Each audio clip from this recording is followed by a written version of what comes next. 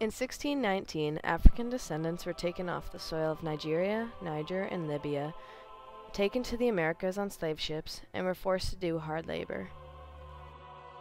12 million African men, women, and children were captured, shackled, and shipped across the Atlantic Ocean to serve as slaves to European masters in the New World.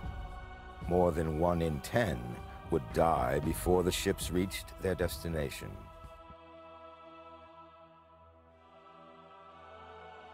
This labor involved household duties, but more commonly, slaves were primarily responsible for working in fields and harvesting cotton.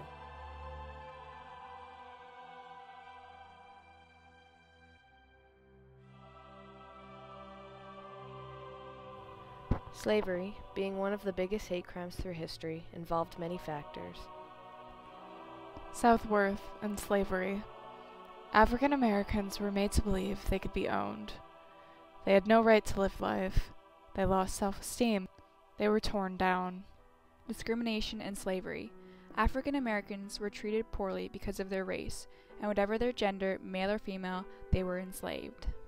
Prejudice and slavery. An opinion that was formed with this hate crime and not experienced was that the black race was seen as a minority, and so they were used and taken for the benefits of the white race.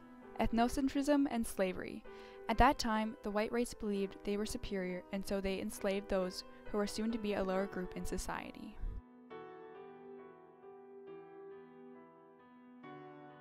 An incorrectly translated passage in the Bible reinforced the idea that whites were the superior race.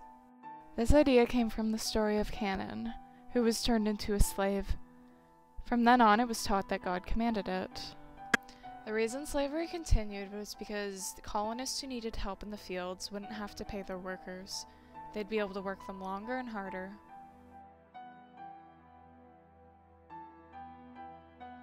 Generally speaking, slaves were not protected by the government. They were seen as the property of slave owners and therefore inferior to white Americans. Slaves were never treated like equal humans. Other people didn't have no beds when they were slaves. You want to sleep on the floor. Pallet here, pallet there. Just like a lot of wild people, we didn't know nothing. Didn't like to look at no book. They were punished far more severely than others. If a slave were accused of a crime like rape, he would be put to death. However, if a white man were accused of the same crime, he would only have a minor charge like trespassing on the master's property. A slave was denied the right to testify in court, and their fate was basically doomed if ever accused of a crime against a white person. Slaves were prohibited from doing many things under laws put forth by all states, called slave codes. These laws outline the low status of slaves and the rights of the slave owners over the men and women they owned. Slaves were not protected from injury or death by the government. If an owner saw their slave as committing a minor offense, like association with a white person, they could be whipped, branded, or maimed, and they wouldn't receive even the slightest reprimand. I've seen them hit men 100 and 160 times with a 10-prong strap. Then say they was not whipped.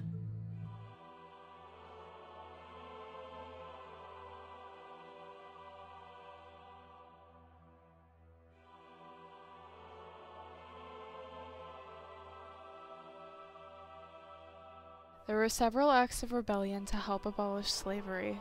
However, though, in 1808, the U.S. Congress made it illegal to import slaves into the U.S. from Africa. Although this helped some, it didn't help solve the slavery problem, and there continued to be several acts of revolt and rebellion from both black and white abolitionists. One of the main ongoing events within the 1800s that helped many black slaves was the Underground Railroad, which was a system of people that worked together to free slaves to the north by using safe stations. It was believed that the Underground Railroad freed around 30,000 slaves. Finally, in 1863, President Lincoln issued the Emancipation Proclamation declaring that all slaves should be free, and in 1865, the 13th Amendment of the Constitution was signed, officially abolishing slavery in the U.S. and making it illegal for anyone to participate. Unfortunately, active participants of slavery have never been formally punished for their treatment of African American slaves in the past. There were very few cases that were ever punished for mistreating a slave. An example of this includes that at the University of Virginia, a student was suspended for a week after throwing glass at a slave at the university.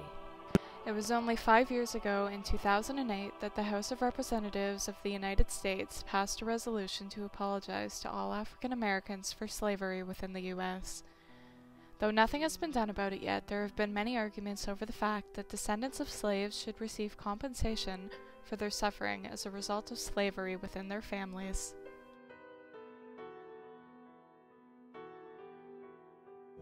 My father was born in 1893.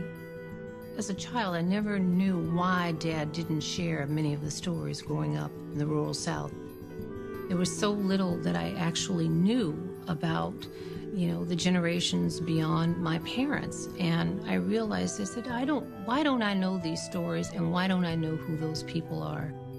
African Americans are innately wired to want to know who we are. It's almost like being an adopted child. We have no understanding of not only what we have endured, but what we have survived.